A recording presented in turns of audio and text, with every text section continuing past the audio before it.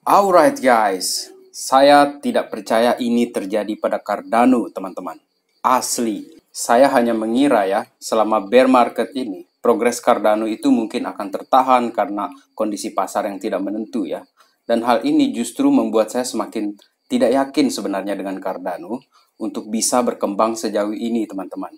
Tetapi ternyata di balik itu teman-teman, dia luar biasa masif di sini teman-teman. Dan menarik sekali untuk kita bahas di sini sebenarnya apa yang terjadi pada Cardano ini.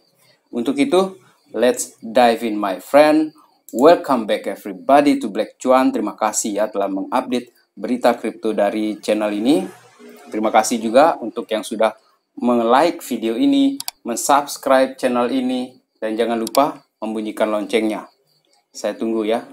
1, 2, 3, 4, 5. Terima kasih. Baik, di kesempatan video kali ini teman-teman, tidak hanya Cardano yang akan kita bahas di sini, tetapi ada satu informasi yang penting di sini yang mungkin kita akan obrak-abrik ya, berdasarkan berita juga mengenai isi dompet atau aset-aset yang dikumpulkan atau diakumulasi ya oleh para influencer ataupun YouTuber besar ataupun yang kita sebut analis lah di kripto ini, karena mereka punya jam terbang yang tinggi teman-teman. Dan menarik sekali untuk kita lihat seperti apa sih koin-koin yang mereka simpan. Dan semua itu juga berdasarkan news ya. Kita mengobrak-abrik ini isi wallets-nya mereka teman-teman. Berdasarkan apa yang sudah disampaikan oleh Crypto Banter di sana teman-teman. Oke, yang pertama di sini kita akan berbicara mengenai Cardano tentu saja ya. Ini datang dari Surprise AMA ya. Ask Me Anything yang dilakukan oleh Charles Hoskinson pada tanggal 10 bulan 12 kemarin teman-teman. Dan di sini dia berbicara mengenai FUD teman-teman. Lagi-lagi FUD masih ya untuk Cardano ini kan termasuk salah satu yang paling sering kena FUD. Mungkin levelnya itu sama dengan Binance ya, di FUD terus dia. Dan buat teman-teman yang mungkin ya menganggap Cardano ini koin mati, scam segala macam, ya itu juga akibat dari FUD yang berlebihan tadi. Seperti yang dikatakan oleh Charles Hoskinson di sini bahwa memang media-media itu dibayar oleh beberapa orang untuk menyerang proyek-proyek lainnya. Di podcast tersebut dia juga membicarakan ya mengenai Solana yang kemungkinan besar atau diajaklah oleh si Charles Hoskinson untuk bergabung ya ke dalam ekosistemnya Cardano dengan menjadi sidechains. Dan ini sudah dirancang oleh Charles Hoskinson itu jauh-jauh hari teman-teman. Ini bukan sembarang proyek ya. Saya tidak mensiling di sini tapi saya menyatakan apa yang saya dengar dan saya analisa dari perkataan Charles Hoskinson bahwa Cardano ini 2016 itu sudah dipersiapkan dengan sangat matang sekali. Bahkan ketika peluncurannya di 2017, mereka ini pelan-pelan untuk mengerjakan proyeknya teman-teman. Sangat hati-hati, ekstra hati-hati. Oleh karena itu juga dia disebut sebagai koin yang kura-kura. Kura-kura, lambat sekali. Tetapi menurut saya lebih baik lambat, yang penting selamat teman-teman. Dan apakah Solana nanti akan bergabung dengan Cardano sebagai sidechains-nya, kita akan lihat ke depannya teman-teman ya. Meskipun kita tahu kan, Solana itu sempat ya, mereka itu mengejek-ejek Cardano, tapi tidak apa-apa lah. Waktu yang akan membuktikan dan sekarang juga Cardano Founders ini dengan besar hati ya menerima kalau mereka mau menerima ajakan Charles Hoskinson di sini teman-teman.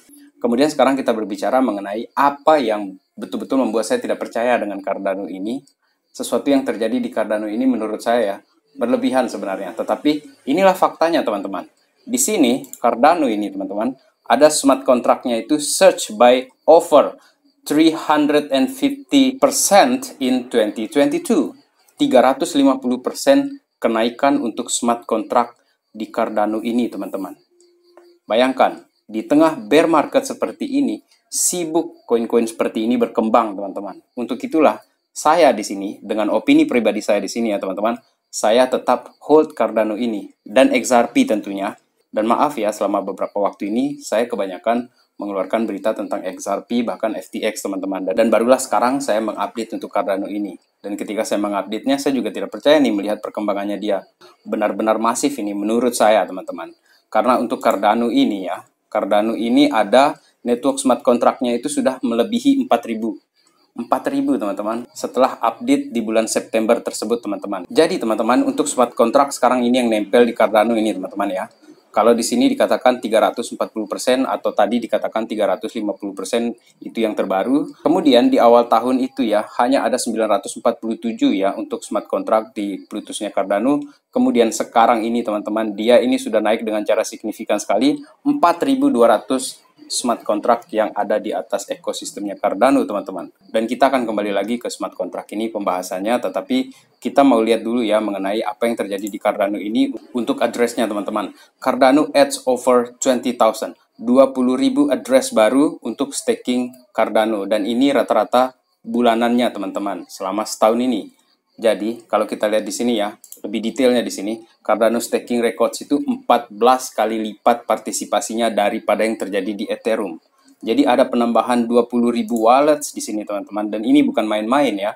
Di tengah bear market seperti ini, sepertinya orang yang sudah kadung holds Cardano itu lebih senang untuk menyimpan Cardano-nya karena dia percaya bahwa di masa depan itu Cardano akan semakin berkembang. Dan untuk kita lihat ya mengenai record yang 14 kali lipat partisipasinya daripada Ethereum itu ya. Sebelum ke data-data itu kita lihat dulu nih. Ada Trust Wallet di sini ya. Trust Crypto Wallet di sini sudah menambahkan Cardano ADA staking, teman-teman. Dan inilah yang membuat salah satu kemudahan bagi orang-orang untuk staking Cardano. Kemudian untuk datanya di sini ya, number of unique wallets participating in staking. Lihat, di sini Cardano, teman-teman, dan ini Ethereum. Jadi, sekalipun dikatakan koin tidur, koin mati, koin lelet, garbage, sampah segala macam, silahkan, kita punya favorit kita masing-masing, teman-teman. Jadi, tidak untuk saling menghina koin-koin yang kita pilih di sini, teman-teman ya. Jadi, kalau misalnya kalian tidak hold Cardano atau kalian lebih prefer ke koin-koin yang lain juga silahkan, teman-teman. Dan kalau kalian tidak butuh informasi tentang Cardano di sini juga silahkan di-skip ya, supaya tidak menghabiskan tenaga, bikin komen yang negatif-negatif gitu kan, teman-teman ya.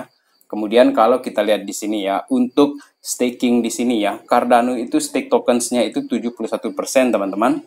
Kemudian Ethereum ini 87%. Dan ini disebabkan juga ya, karena staking Cardano itu dia tidak kena kunci ya, tidak lock dia, tetapi dia tuh liquid, teman-teman. Jadi bisa kita ambil kapan saja. Sementara untuk Ethereum itu ada batasannya. Misalnya kita staking itu 10 hari lebih, atau 2 minggu, atau mungkin 1 bulan, seperti itu, teman-teman ya. Jadi sampai waktu tertentu baru bisa diambil. Sementara di Cardano ini dia liquid katanya di sini, teman-teman. So, ini semakin membuat keyakinan yang bagus ya untuk kedepannya Cardano di sini, teman-teman. Kemudian mengenai smart contract yang kita bicarakan tadi ya, karena Cardano ini di tahun yang akan datang itu kita akan memasuki yang namanya era Voltaires. Ini merupakan fase kelima dari roadmap Cardano, teman-teman. Dan era ini adalah era penghabisan atau penutupan lah untuk roadmap yang sudah dibikin 5 era tersebut atau 5 fase tersebut, teman-teman. Dan di sini akan muncul lebih terdesentralisasi lagi nih untuk jaringan yang ada di Cardano ini, teman-teman. Dan akan semakin banyak juga smart contract yang akan dibangun di Cardano ini menurut Charles Hoskinson. Kemudian informasi tambahannya ya, selain Voltaires di sini, ketika nanti Hydra itu akan menghandle super fast payment, teman-teman. Jadi pembayaran yang super cepat. Dan ini akan membuat adopsi semakin besar, semakin masif untuk Cardano ini. Bayangkan, nanti itu Cardano bisa scale up sampai 1 juta transaksi per second, per detik, teman-teman, untuk Cardano ini. Dan kita lihat nanti ketika 2023, itu akan diluncurkan Hydra ini, teman-teman ya. Dan sebagai tambahan juga, Charles Hoskinson mengatakan bahwa Hydra is everything Lightning wanted to be when it grows up.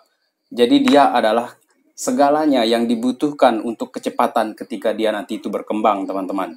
Jika kalian setuju atau jika kalian suka dengan Cardano, silakan memberi komentar di kolom komentar di sini, teman-teman. Apa pendapat kalian mengenai perkembangan yang terjadi pada Cardano ini, teman-teman? Dan sekarang ini kan kita sudah berada di era Basho ya. Seperti dikatakan Crypto Potato di sini, dari era Byron, Shelley, Goguen, Basho, dan terakhir Voltaires, teman-teman. Kemudian mengenai Solana tadi ya, Solana ini kan sempat mengatakan kepada Charles Hoskinson itu supaya dia disuruh kissing frog. Kalian ingat kan dulu ada di postingan saya, dikatakan oleh foundersnya Solana di sana bahwa Cardano ini susah berkembang karena dia kurang kissing frog, kurang cium katak. Artinya kalau dalam istilah bisnis itu dia kurang jemput bola atau mendapatkan suntikan investasi dari pemodal-pemodal besar. Itu yang disarankan oleh founder Solana pada saat itu ya, dan ada kesan-kesan ngejek juga pada saat itu, teman-teman ya. Tetapi itu tidak ambil hati lah si Charles Hoskinson di sana, teman-teman. Bahkan dengan kondisi Solana yang sekarang ya, teman-teman, Charles Hoskinson itu menawarkan untuk menjadi sidechains-nya Cardano di sini. Bukan sebagai bawahan, tetapi dikatakan sebagai partner, katanya Charles Hoskinson. Ini dikatakan ketika di ini nih, surprise AMA yang saya katakan tadi, teman-teman. Jadi, seandainya nanti Solana itu gabung dengan Cardano, saya yakin mereka berdua akan semakin berkembang dan lebih bagus ke depannya, teman-teman. Jadi ini bukan masalah ego ya menurut saya. Kemudian sekarang kita akan berbicara mengenai kripto-kripto ataupun aset-aset altcoins yang dikoleksi oleh para influencer, YouTuber, ataupun analis di Twitter, teman-teman ya. Dan ini dirangkum dari Crypto Banter, teman-teman. Jadi Ren Lunar ini sebelumnya ini ya merupakan salah satu influencer juga di kripto dan cukup berpengalaman dia. Atau bahkan saya katakan bahwa dia sangat berpengalaman menurut saya, teman-teman. Dan dia mereveal di sini ya mengenai portofolio dari orang-orang besar ini, teman-teman. Yang pertama di sini itu adalah Richard Heart ya. Jadi Richard Heart Crypto Portfolio. Jadi isinya di sini, teman-teman, saya akan bacakan langsung ya. Jadi untuk Richard Heart di sini itu isinya adalah Hex, Ethereum, Monero, Bitcoin, teman-teman. Sedangkan untuk BitBoy, teman-teman, atau Ben Armstrong ya, ini isinya adalah Ripple, Cardano, Polygon, Hedera Hashgraph, HBAR ya, kemudian Internet Komputer ICP. Dan dia katakan ini akan di hold terus ini sampai bulan yang akan datang.